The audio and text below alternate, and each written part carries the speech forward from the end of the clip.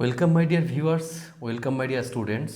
আমরা আজকে তোমাদের সঙ্গে এমন একজন স্টুডেন্টকে পরিচয় করাবো, সে ইতিমধ্যে একটা বড় চাকরি করছে।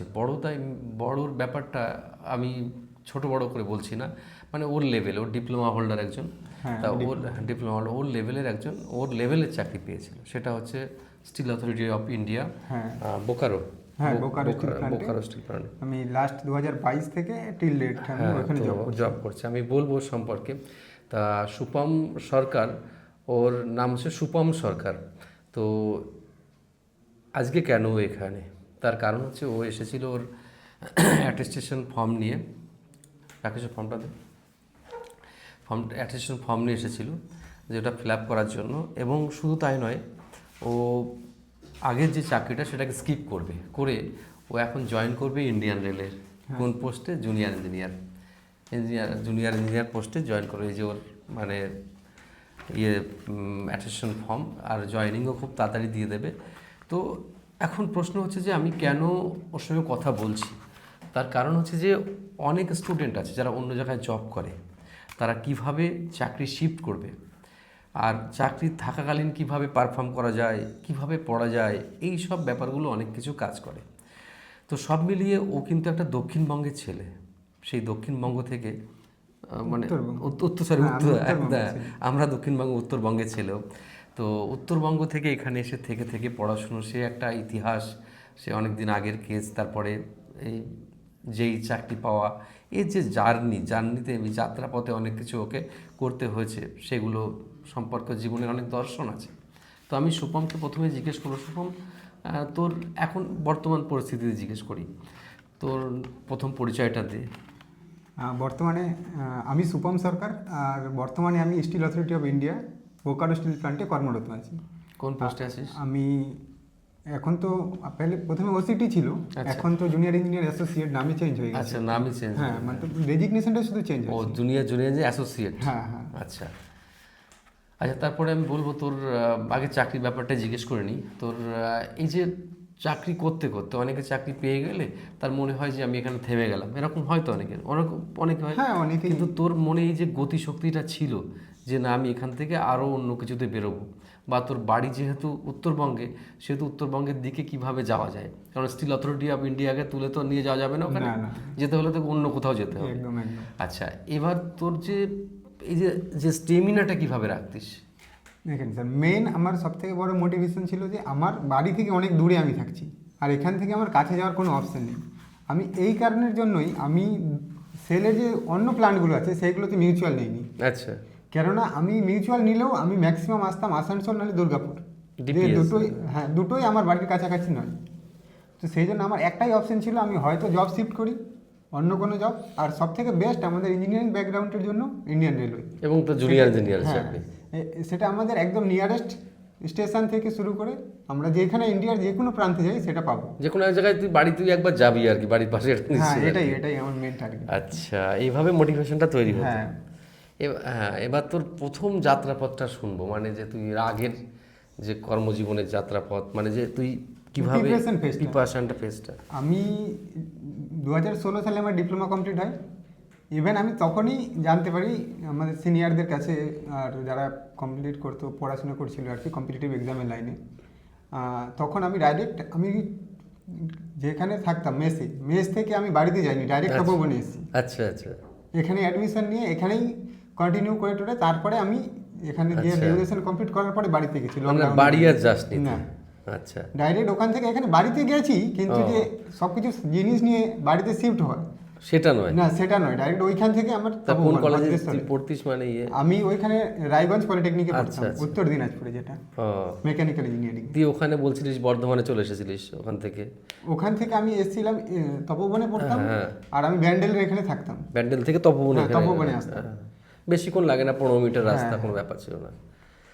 আচ্ছা, তো তারপরে এট দ্য এন্ড আমি এখানে ভদ্রেশ্বরে শিফট হয়ে যাই। আচ্ছা, পরবার ভদ্রেশ্বর শিফট হোস। তো এই তপবনের যাত্রাপথটা একটু শুনবো। তপবনে আমরা তো যখন এসেছিলাম তখন পুরো আলাদাই ছিল, মনে করেন যে সেই শুরুর দিনে আমরা নিচে বসে পড়াশোনা করেছি সেই রকম। এখন তো অনেককে অনেক বেশি সুবিধা দেওয়া হচ্ছে মনে করেন, এসি, Actually. ইনফ্রাস্ট্রাকচার, তারপরে সাউন্ড প্রুফিং রুম, এসব ব্যাপারগুলো। কিন্তু আমাদের সময় সেগুলো ছিল না। আমরা সেইভাবে সেখানে সব এক হল ঘরের মধ্যে মনে করেন সবাই একসাথে বসে সেখানে পড়াশোনা করেছি। 300-400 আর সেখানেও আমরা দেখেছি যদি কেউ কোনোদিন পড়া না করতো আমরাও মনে করে দাঁড়া হয়ে থেকেছি। আচ্ছা যতক্ষণ না পড়া হচ্ছে আমিও অ্যাটলিস্ট ইভেন আমিও দাঁড়িয়েছি।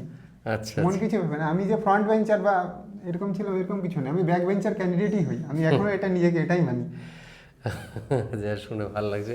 এখানকার অ্যাম্বিয়েন্স পরিবেশ তোকে কতটা আপলিফ্ট করতে সাহায্য করেছিল?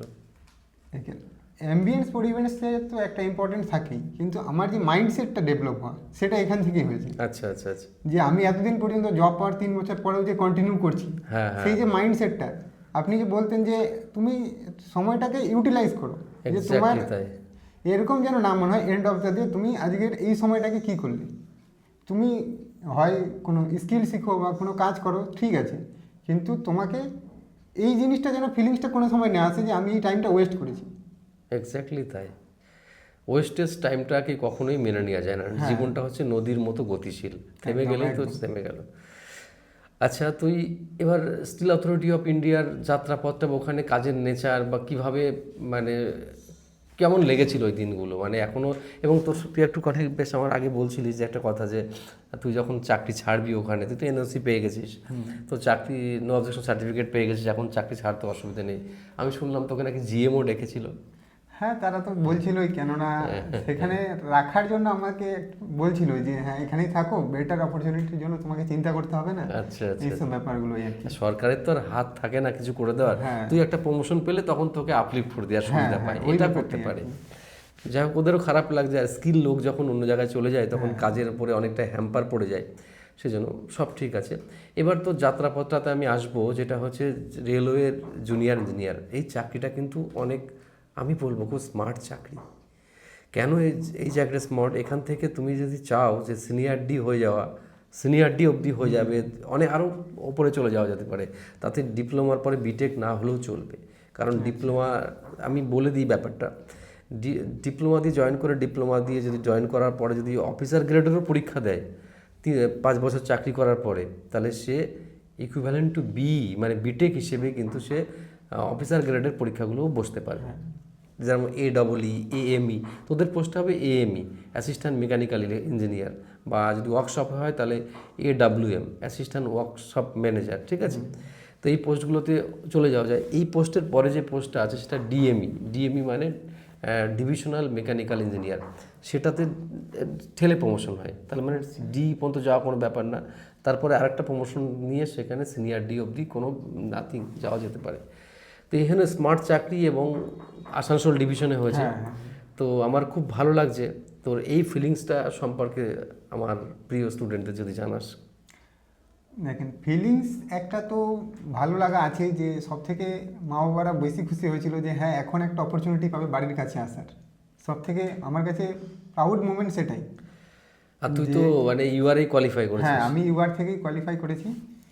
আর আমার মার্কস যেটা ছিল মনে করেন যে 71-এর কাছে ছিল র মার্কসে, আর ইয়েতে ছিল মনে করেন যে CBT2 যেটা, সেখানে ছিল 796, মেরিট ইন্ডেক্স যেটা হয় আর কি, মেট্রিক্স এটা। হ্যাঁ হ্যাঁ।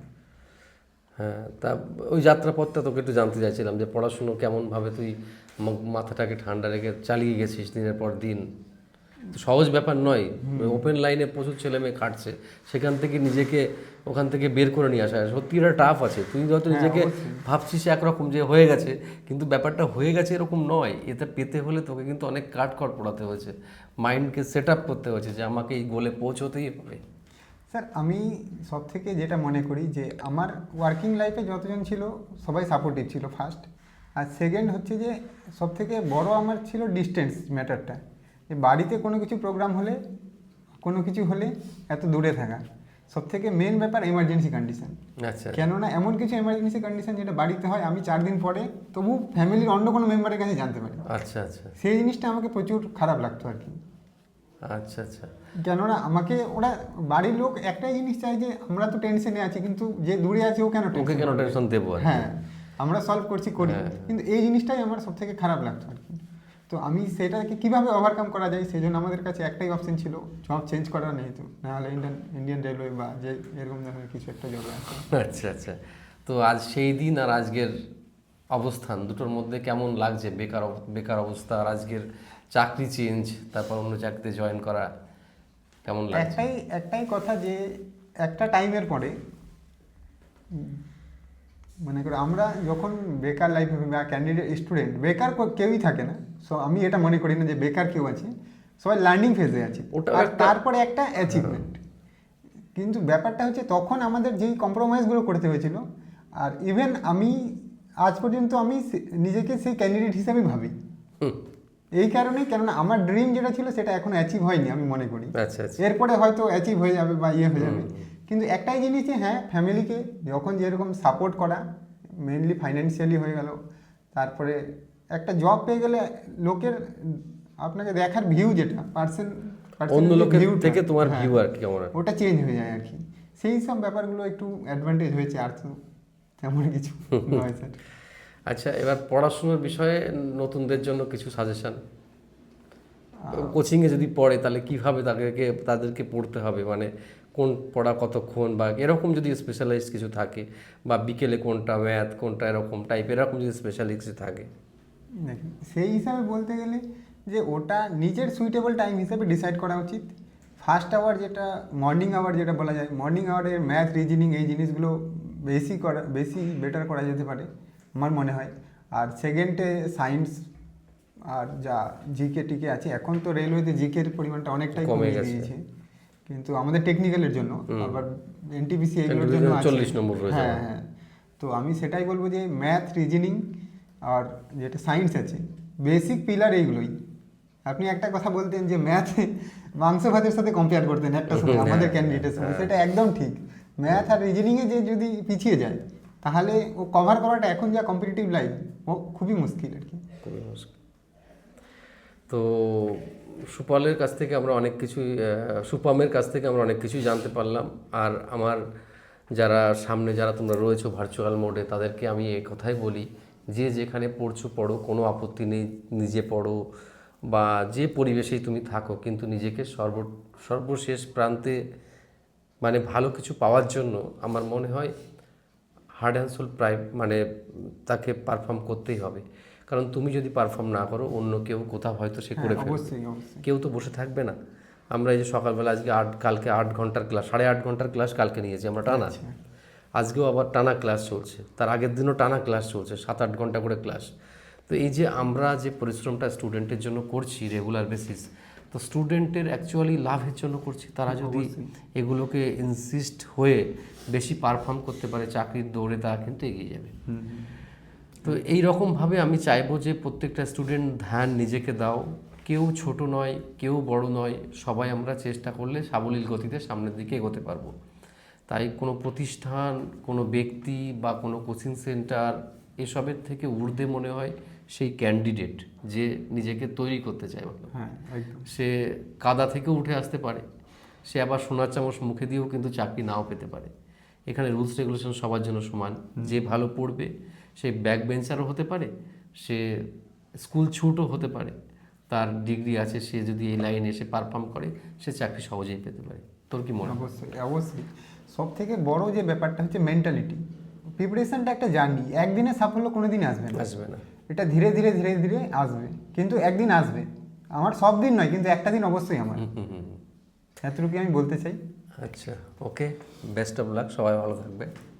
ঠিক আছে, থ্যাংক ইউ।